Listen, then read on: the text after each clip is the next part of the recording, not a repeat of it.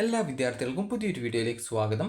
ഈ വർഷത്തെ +1 പ്രവേശനവുമായി ബന്ധപ്പെട്ട് വിദ്യാർത്ഥികൾ ചോദിച്ചിട്ടുണ്ടായിരുന്ന പ്രധാനപ്പെട്ട സംശയമാണ് വിദ്യാർത്ഥികൾക്ക് അലോട്ട്മെൻറ്റ് ലഭിക്കാനായിട്ട് എത്ര A+ ആണ് വേണ്ടത്. അതായത് സയൻസ്, അതുപോലെ കൊമേഴ്സ്, ഹ്യൂമാനിറ്റീസ് എന്നിവയിൽ നിങ്ങൾക്ക് അലോട്ട്മെൻറ്റ് കിട്ടണമെങ്കിൽ എത്ര A+ ആണ് വേണ്ടത് എന്നുള്ളത്.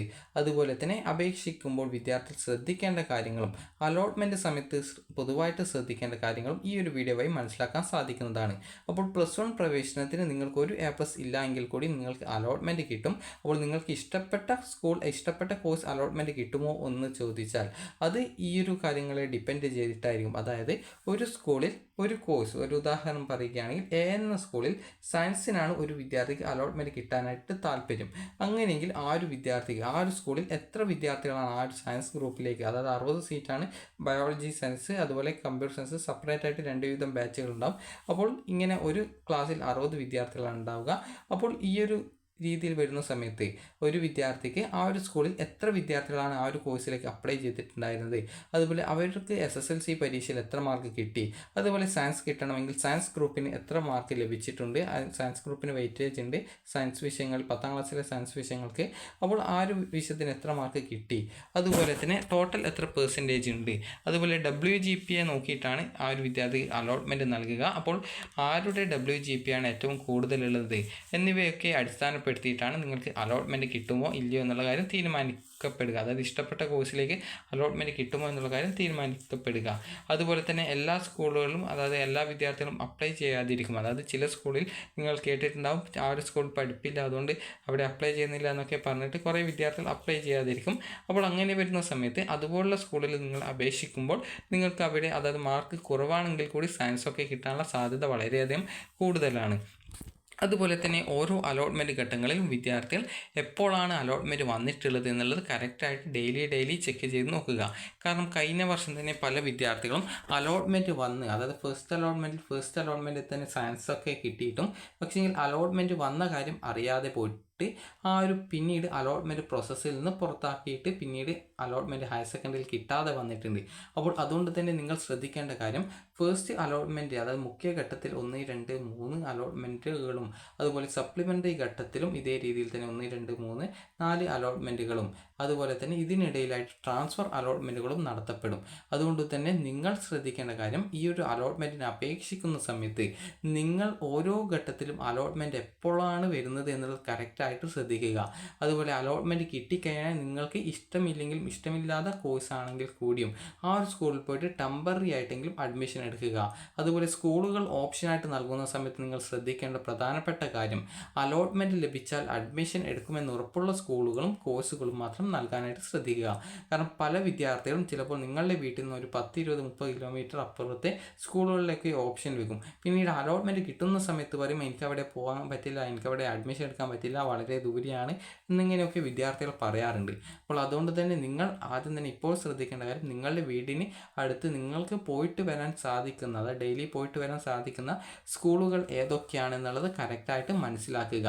അപ്പോൾ അങ്ങനെ മനസ്സിലാക്കി കഴിഞ്ഞാൽ നിങ്ങൾക്ക് നിങ്ങളുടെ വീടിനടുത്തുള്ള സ്കൂളുകളിലേക്ക് കറക്റ്റായിട്ട് ഓപ്ഷൻ വെക്കാനായിട്ട് സാധിക്കും. അല്ലാതെ വളരെ ദൂരെയുള്ള സ്കൂളുകളൊന്നും കൊണ്ടുപോയിട്ട് ഓപ്ഷനായിട്ട് വെക്കരുത്. കാരണം അലോട്ട്മെൻറ്റ് എവിടെയെങ്കിലും കിട്ടണമെന്ന് കരുതി കൊണ്ടുപോയിട്ട് ഓപ്ഷൻ വെക്കരുത്. നിങ്ങൾക്ക് വീട്ടിൽ നിന്നും പോയിട്ട് വരാൻ സാധിക്കുന്ന സ്കൂളുകൾ ഏതാണോ അതിനനുസരിച്ച് ഓപ്ഷൻ വെക്കുക. അതുപോലെ തന്നെ നിങ്ങൾക്ക് താല്പര്യമുള്ള കോഴ്സുകളും ഓപ്ഷനായിട്ട് ഉൾപ്പെടുത്താനായിട്ട് ശ്രദ്ധിക്കുക. അതായത് നിങ്ങൾക്കിപ്പോൾ ഹ്യൂമാനിറ്റീസ് ഇഷ്ടമല്ലെങ്കിൽ ആ ഒരു ഹ്യൂമാനിറ്റീസ് വെക്കേണ്ട. അപ്പോൾ നിങ്ങൾക്ക് ഏതാണോ പഠിക്കാൻ താല്പര്യമുള്ള കോഴ്സ്, അതുപോലെ ഏത് കിട്ടിയാൽ നിങ്ങൾ പഠിക്കും എന്നിങ്ങനെയുള്ള കാര്യങ്ങളൊക്കെ നിങ്ങൾ ആദ്യം തന്നെ വെക്കുക.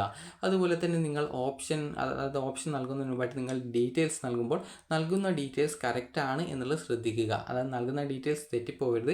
അതുപോലെ നിങ്ങളുടെ കാസ്റ്റ് ഏതാണ്, റിലീജിയൻ ഏതാണ്, കാറ്റഗറി ഏതാണെന്നുള്ളത് കറക്റ്റായിട്ട് ശ്രദ്ധിക്കുക. ഒരു ഉദാഹരണം പറയുകയാണെങ്കിൽ, മുസ്ലിം കാറ്റഗറിയുള്ള ഒരു വിദ്യാർത്ഥി, അതായത് മുസ്ലിം വിഭാഗത്തിലുള്ള വിദ്യാർത്ഥികൾ, നിങ്ങളുടെ ആ ഒരു കാറ്റഗറി സാധാരണ SSLC സർട്ടിഫിക്കറ്റിൽ OBC എന്നാണ് രേഖപ്പെടുത്തിയിട്ടുണ്ടാവുക. പക്ഷേങ്കിൽ ഇതല്ല നിങ്ങൾ കാറ്റഗറി ആയിട്ട് +1 പ്രവേശന സമയത്ത് നൽകേണ്ട കാറ്റഗറി. മുസ്ലിം എന്നുള്ളതാണ് നിങ്ങളുടെ കാറ്റഗറി ആയിട്ട് വരിക. അതുപോലെ തന്നെ വിദ്യാർത്ഥികൾ ഹിന്ദു വിഭാഗത്തിൽ തന്നെ പല വിഭാഗത്തിൽ ഉൾപ്പെടുന്ന വിദ്യാർത്ഥികളുണ്ടാവും. അപ്പോൾ അങ്ങനെയുള്ള വിദ്യാർത്ഥികൾ വിഭാഗത്തിൽ ഉൾപ്പെടുന്ന വിദ്യാർത്ഥികൾ, അതായത് ഇങ്ങനെ വിഭാഗത്തിൽ ഉൾപ്പെടുന്ന വിദ്യാർത്ഥികളുടെയും SSLC സർട്ടിഫിക്കറ്റിൽ OBC എന്നായിരിക്കും ചിലപ്പോൾ രേഖപ്പെടുത്തിയിട്ടുണ്ടാവുക. അപ്പോൾ OBC എന്ന് കണ്ട് ആ ഒരു ഉടനെ തന്നെ നിങ്ങൾ പോയിട്ട് OBC എന്ന കാറ്റഗറി ആണ് എന്ന് പറഞ്ഞുകൊണ്ട് നൽകരുത്. നിങ്ങളുടെ കാറ്റഗറി, അതായത് ഇയവ, തീയ, അതുപോലെ ബില്ലാവ, അതുപോലെ കുറച്ച് വിഭാഗമുണ്ട്. അപ്പോൾ അങ്ങനെയുള്ള വിദ്യാർത്ഥികളുടെ കാറ്റഗറി വരുന്നത് ETV എന്നുള്ള ഒരു കാറ്റഗറിയിലാണ് വരിക. അപ്പോൾ അതുകൊണ്ട് തന്നെ നിങ്ങൾ നൽകുന്ന കാറ്റഗറി തെറ്റിപ്പോകരുത്. കാരണം തെറ്റിക്കഴിഞ്ഞാൽ, അലോട്ട്മെൻറ്റ് കിട്ടിക്കഴിഞ്ഞാലും അഡ്മിഷൻ കിട്ടാതെ വരും. കാരണം കഴിഞ്ഞ വർഷം തന്നെ ഒരു വിദ്യാർത്ഥി ആ ഒരു വിദ്യാർത്ഥിയുടെ കാറ്റഗറി OBC ആണെന്ന് കരുതി OBC കൊണ്ടുപോയിട്ട് നൽകിയിട്ടുണ്ടായിരുന്നു. പക്ഷേങ്കിൽ ETV ആയിരുന്നു ആ ഒരു വിദ്യാർത്ഥിയുടെ കാറ്റഗറി ആയിട്ടുണ്ടായിരുന്നത്. പക്ഷേങ്കിൽ ആ ഒരു രീതിയിൽ OBC നൽകിയത് കൊണ്ട് തന്നെ അലോട്ട്മെൻറ്റ് കിട്ടി. സ്കൂളിൽ പോയപ്പോൾ സ്കൂളിൽ നിന്നും നിങ്ങളുടെ കാറ്റഗറി തെറ്റായിട്ട് നൽകിയ അലോട്ട്മെൻറ്റ് നേടിയതാണ് എന്നതുകൊണ്ട് ആ ഒരു വിദ്യാർത്ഥിക്ക് അഡ്മിഷൻ നൽകിയിട്ടുണ്ടായിരുന്നില്ല. ആ ഒരു രീതിയിലാണ് സർക്കുലർ. തെറ്റായ ഡീറ്റെയിൽസ് നൽകി അഡ്മിഷൻ നേടിക്കഴിഞ്ഞാൽ അഡ്മിഷൻ നൽകരുത് എന്നുള്ളതാണ്. അപ്പോൾ ആ ഒരു വിദ്യാർത്ഥി പിന്നീട് സപ്ലിമെൻ്ററി ഘട്ടത്തിൽ ആ ഒരു വിദ്യാർത്ഥിയുടെ ആപ്ലിക്കേഷൻ എഡിറ്റ് ചെയ്തുകൊണ്ട് നൽകിയിട്ടാണ് പിന്നീട് അലോട്ട്മെൻറ്റ് ലഭിച്ചിട്ടുണ്ടായിരുന്നത്. അതുകൊണ്ട് തന്നെ നിങ്ങളുടെ കാറ്റഗറി ഏതാണെന്നുള്ളത് കറക്റ്റായിട്ട് ശ്രദ്ധിക്കുക. അപ്പോൾ നിങ്ങളുടെ കാറ്റഗറി ഏതാണ് എന്നുള്ളത് ജസ്റ്റ് നിങ്ങൾക്ക് കാണാം.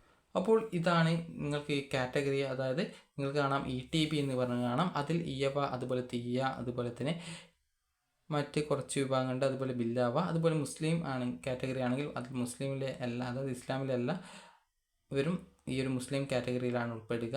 അതുപോലെ തന്നെ അതർ ബാക്ക്വേർഡ് ക്രിസ്ത്യൻസിൽ, അതായത് കൺവേർട്ടഡ് ഷെഡ്യൂൾഡ് കാസ്റ്റ് ക്രിസ്ത്യാനിറ്റി എന്നിങ്ങനെ ഇവിടെ നിങ്ങൾക്ക് കുറേ കാണാൻ സാധിക്കും. അപ്പോൾ ഈ ഒരു ഡീറ്റെയിൽസൊക്കെ നിങ്ങൾക്ക് താല്പര്യമുണ്ടെങ്കിൽ സെപ്പറേറ്റ് വീഡിയോ ആയിട്ട് ചാനൽ അപ്ലോഡ് ചെയ്യുന്നതായിരിക്കും. അപ്പോൾ ഈ ഒരു രീതിയിൽ നിങ്ങളുടെ കാറ്റഗറി ഏതാണെന്നുള്ളത് നിങ്ങൾ കറക്റ്റായിട്ട് മനസ്സിലാക്കേണ്ടത് നിർബന്ധമാണ്. കാരണം അലോട്ട്മെൻറ്റ് സമയത്ത് തെറ്റായ ഡീറ്റെയിൽസ് നൽകി കഴിഞ്ഞാൽ അലോട്ട്മെൻറ്റ് കിട്ടിക്കഴിഞ്ഞാലും അഡ്മിഷൻ കിട്ടാതെ വരും. അതുകൊണ്ട് തന്നെ നിങ്ങൾ ആ ഒരു സമയത്ത് പ്രത്യേകം ശ്രദ്ധിക്കുക. അതുപോലെ നിങ്ങൾക്ക് ഇഷ്ടപ്പെട്ട സ്കൂളും കോഴ്സും നൽകാനായിട്ട് ശ്രദ്ധിക്കുക.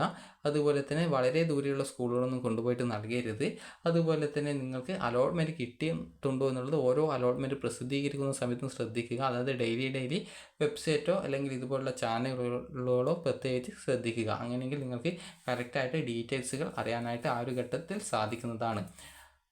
അപ്പോൾ വിദ്യാർത്ഥികൾക്ക് ഈ ഒരു കാര്യം മനസ്സിലായിട്ടുണ്ടാകും. അതായത് എത്ര A+ എന്നുള്ളതല്ല, ഒരു സ്കൂളിൽ എത്ര വിദ്യാർത്ഥികൾ അപേക്ഷിക്കുന്നുണ്ട്, അവരുടെ മാർക്ക് എത്രയാണ്, അവർക്ക് ആ സയൻസ് വിഷയത്തിന് അല്ലെങ്കിൽ മറ്റ് വിഷയങ്ങൾക്ക് എത്ര മാർക്ക് കിട്ടി, അതുപോലെ തന്നെ ആ ഒരു വിദ്യാർത്ഥികൾ മറ്റേതൊക്കെ സ്കൂളുകളിൽ അപ്ലൈ ചെയ്തിട്ടുണ്ട് എന്നിവയൊക്കെ അനുസരിച്ചിട്ടാണ് ഒരു വിദ്യാർത്ഥിക്ക് അലോട്ട്മെൻറ്റ് കിട്ടുമോ ഇല്ലയോ, അതായത് ഇഷ്ടപ്പെട്ട സ്കൂളിൽ ഇഷ്ടപ്പെട്ട കോഴ്സിൽ അലോട്ട്മെൻറ്റ് കിട്ടുമോ ഇല്ലയോ എന്നുള്ള കാര്യത്തിൽ ഒരു തീരുമാനം എടുക്കാനായിട്ട് സാധിക്കുക.